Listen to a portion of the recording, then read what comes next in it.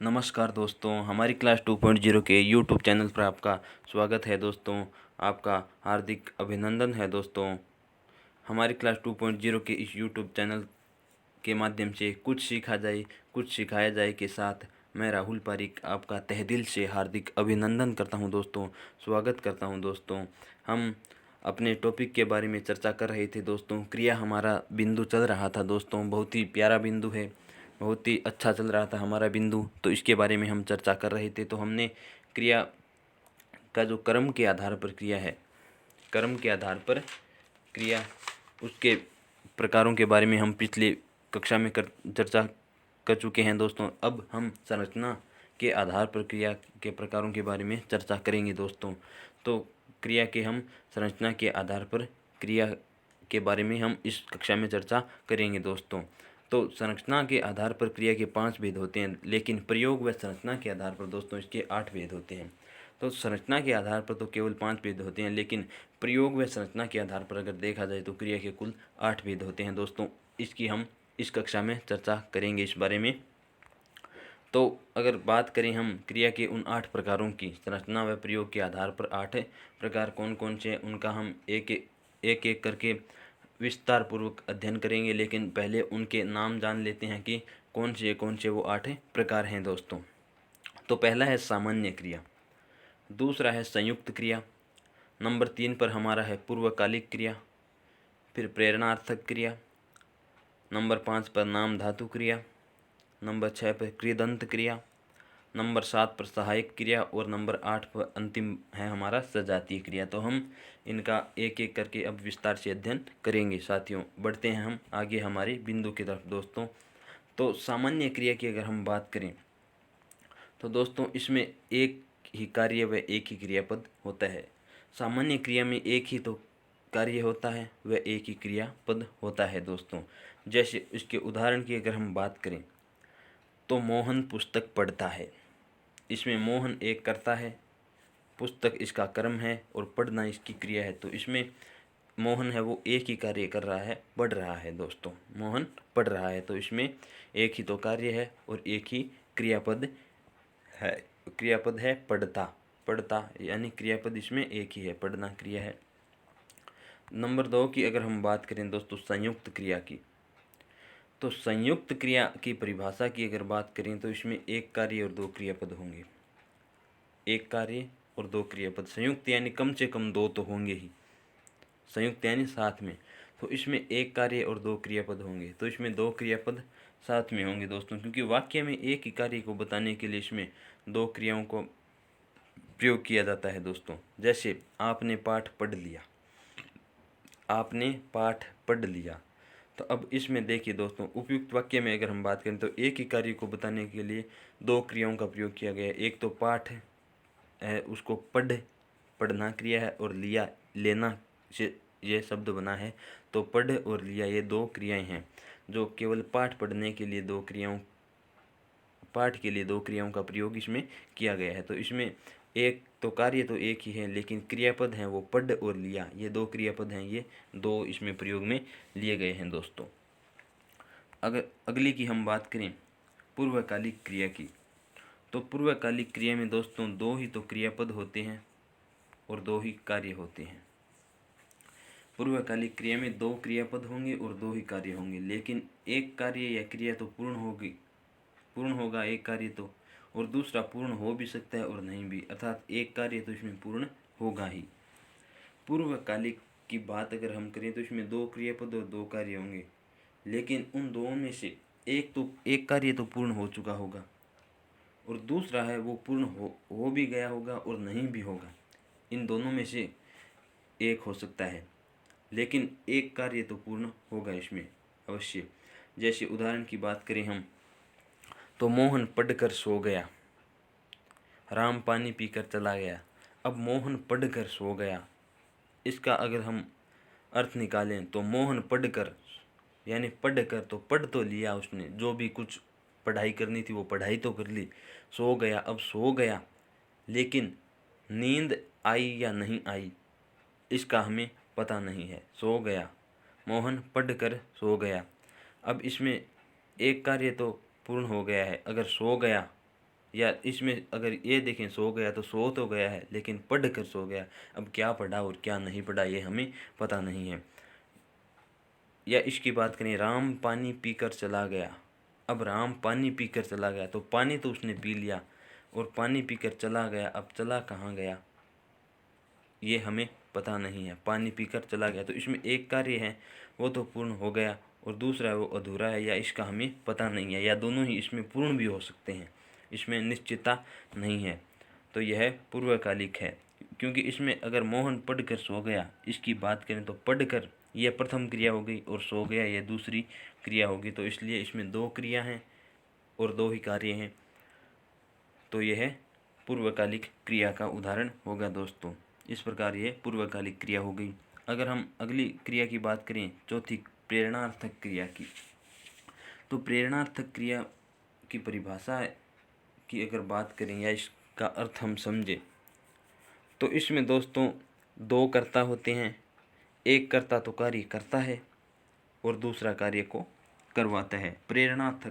प्रेरणार्थक अगर प्रेरणार्थक का अर्थ हम समझें तो प्रेरणा देना या किसी से कोई कार्य करवाना, प्रेरणा से किसी से कोई कार्य करवाना। तो इसमें दो कर्ता होते हैं, एक कार्य करता है और दूसरा कार्य को प्रेरणा के माध्यम से करवाता है दोस्तों। पहले वाले कर्ता से प्रेरणा के माध्यम से कार्य करवाता है एक कर्ता। कर्ता दो होंगे लेकिन कार्य एक करता है और दूसरा करवाता है, केवल माध्यम होता है वो। जैसे माँ बेटी से भोजन बनवाती है, माँ बेटी से भोजन बनवाती है। अब माँ और बेटी दो इसमें करता है और भोजन बनवाती है, तो माँ है वो भोजन बनवाती है, लेकिन भोजन बनाती कौन है? बेटी बनाती है। इसलिए माँ है वो पहला करता है एक करता,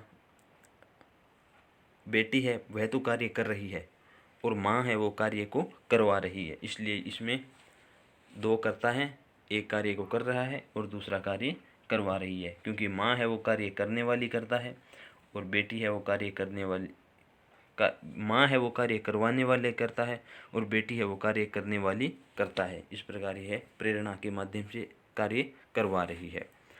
अगली क्रिया की बात करें तो अगली है नाम धातु क्रिया दोस्तों। नाम धातु क्रिया का अर्थ हम समझें तो संज्ञा सर्वनाम विशेषण के साथ अगर प्रत्यय जोड़ने पर जो क्रिया बन जाती है, जो शब्द बनते हैं और किसी क्रिया का रूप धारण कर ले, तो वह नाम धातु क्रिया कहलाती है। यानी संज्ञा सर्वनाम विशेषण के साथ प्रत्यय जोड़ने पर बनने वाले शब्द क्रिया का रूप धारण कर लें तो वे नाम धातु क्रिया कहलाती है दोस्तों। अगर उदाहरणों की इसकी बात करें तो देखिए, चमक है वो संज्ञा शब्द है, सर्वनाम विशेषण इनमें से एक शब्द है चमक। तो इससे हम बना सकते हैं चमकना या चमकाना। तो चमकना है वो एक क्रिया हो गई दोस्तों, यह नाम धातु क्रिया हो गई। लज्जा है, लज्जा संज्ञा शब्द है, लेकिन इससे लजाना शब्द हम बना सकते हैं प्रत्यय जोड़कर, तो यह एक नाम धातु क्रिया होगी दोस्तों। और रंग है वो संज्ञा शब्द है, तो इससे रंगना या रंगाना हम बना सकते हैं प्रत्यय जोड़कर, तो यह नाम धातु क्रिया हो गई। इस प्रकार यह नाम धातु क्रिया। और अपना, यह सर्वनाम है, तो इससे अपनाना, यह अपनाना कोई कार्य हो गया, तो यह नाम धातु क्रिया का रूप धारण कर लेती है दोस्तों। इस प्रकार हम संज्ञा सर्वनाम या विशेषण के शब्दों के साथ प्रत्यय जोड़ दें और उससे जो शब्द बनता है और अगर वह किसी क्रिया का रूप धारण कर ले, उसमें क्रिया के गुण आ जाते हैं, तो वह नाम धातु क्रिया बन जाती है साथियों। अगले हम प्रकार की बात करें तो वह है कृदंत क्रिया। कृदंत क्रिया, तो कृदंत क्रिया का अर्थ हम देखें तो कृदंत क्रिया यानी जब क्रिया या धातु से क्रिया बनाए तो कृदंत क्रिया कहलाती है। जब क्रिया या धातु से हम कोई भी क्रिया बनाएं तो वह कृदंत क्रिया कहलाती है। जैसे चल है वह धातु है, इसके हम ना प्रत्यय जोड़ दें तो यह चलना बन जाती है दोस्तों, चलना। पिछले वाली में तो हम संज्ञा, सर्वनाम और विशेषण के बारे में चर्चा कर रहे थे। विशेषण के साथ प्रत्यय जोड़ दें, लेकिन चल है वो विशेषण नहीं है,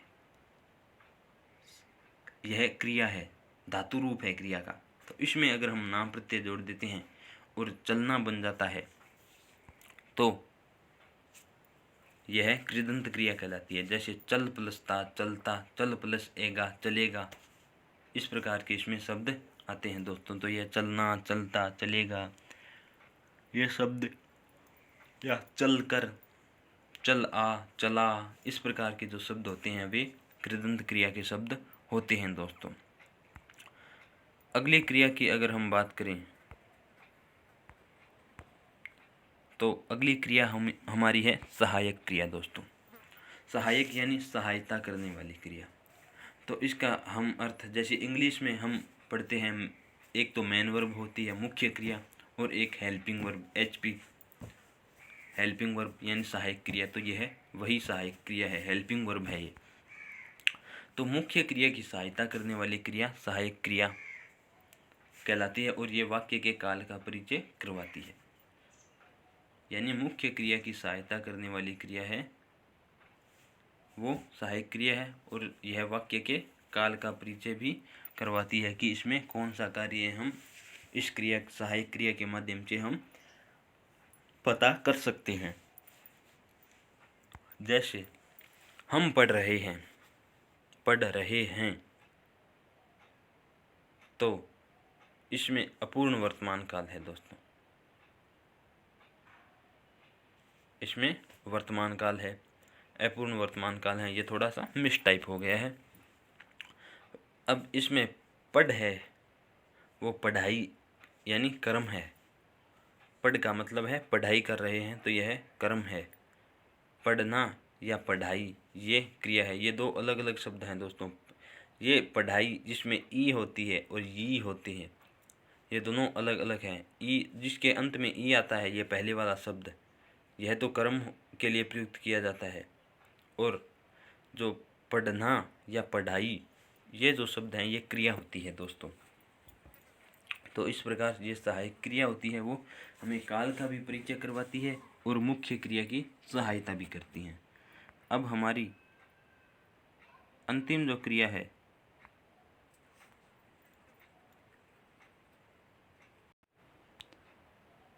अंतिम क्रिया का प्रकार है वह है सजातीय क्रिया दोस्तों। तो सजातीय क्रिया, सहज जाति यानी समान जाति की, तो इसका अर्थ हम निकाल सकते हैं कि समान जाति की क्रिया सजातीय क्रिया कहलाती है। अब समान जाति की अगर हम बात करें तो वाक्य का निर्माण होता है, कर्ता इसमें होना चाहिए, प्लस कर्म होना चाहिए, प्लस क्रिया या धातु इसमें होनी चाहिए।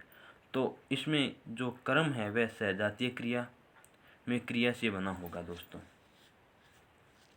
सजातीय क्रिया में जो वाक्य होता है सजातीय क्रिया का, उसमें जो कर्म होगा वह अपनी ही जाति की क्रिया से बना होगा, कर्म होगा वो। जैसे उदाहरण की अगर बात करें हम, मैंने चाल चली, तो इसमें चाल है वो कर्म है, और चली क्रिया, चली यानी चलना, तो मैंने चाल चली। तो यह चाल और चली ये दोनों एक ही जाति के हैं। यह चाल से ही चली और चली से ही चाल बना है दोस्तों।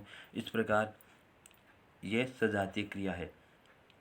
अगर अन्य उदाहरण की बात करें, मैंने चढ़ाई चढ़ी, मैंने लड़ाई लड़ी, इस प्रकार के जो शब्द हैं ये सजातीय क्रिया के शब्द हैं।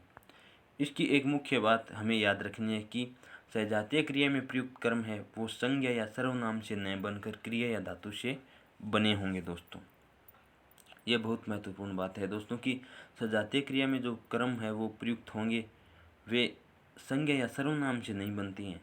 ये सजातीय अर्थात अपनी ही जाति की क्रिया या धातु से बने होंगे दोस्तों। इस प्रकार ये आपको महत्वपूर्ण बात है जो याद रखनी है। इस प्रकार हमारे पूरे 8 प्रकार क्रिया के बाद हमने चर्चा कर ली है दोस्तों। संरचना व प्रयोग के आधार पर क्रिया के 8 प्रकार के बारे में हम चर्चा करते हैं दोस्तों।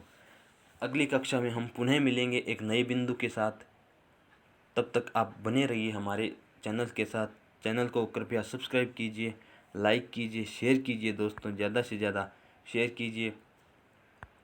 और लाइक कीजिए, आप सब्सक्राइब कीजिए, अगर आप नए हैं तो सब्सक्राइब कीजिए चैनल को, और लाइक कीजिए ज़्यादा से ज़्यादा, और शेयर कीजिए अपने दोस्तों, अपने मित्रों, रिश्तेदारों को शेयर कीजिए ताकि उनको भी कुछ लाभ इससे मिल सके दोस्तों, जो प्रतियोगी परीक्षा की तैयारी कर रहे हैं। और आप हमारे चैनल में जो आपको जो भी कुछ हमारी इस कक्षा में समझ में न आए तो उसका आप कमेंट में हमें क्वेश्चन रखिए, प्रश्न रखिए आप, उसका आपको निस्संदेह पूर्ण उत्तर मिलेगा दोस्तों। आपको उत्तर मिलेगा उसका, आप कमेंट में डालिए, जो भी आपके प्रश्न बन रहे हैं उनका आपको तुरंत जवाब मिलेगा दोस्तों। और हाँ, आप हमें फेसबुक, इंस्टाग्राम और टेलीग्राम पर भी फॉलो कर सकते हैं दोस्तों, जिसकी लिंक आपको वीडियो के डिस्क्रिप्शन में मिल जाएंगी दोस्तों। तो धन्यवाद दोस्तों, आपका बहुत बहुत। फिर मिलेंगे एक नए बिंदु के साथ अगली कक्षा में। तब तक के लिए धन्यवाद। जय हिंद, जय भारत।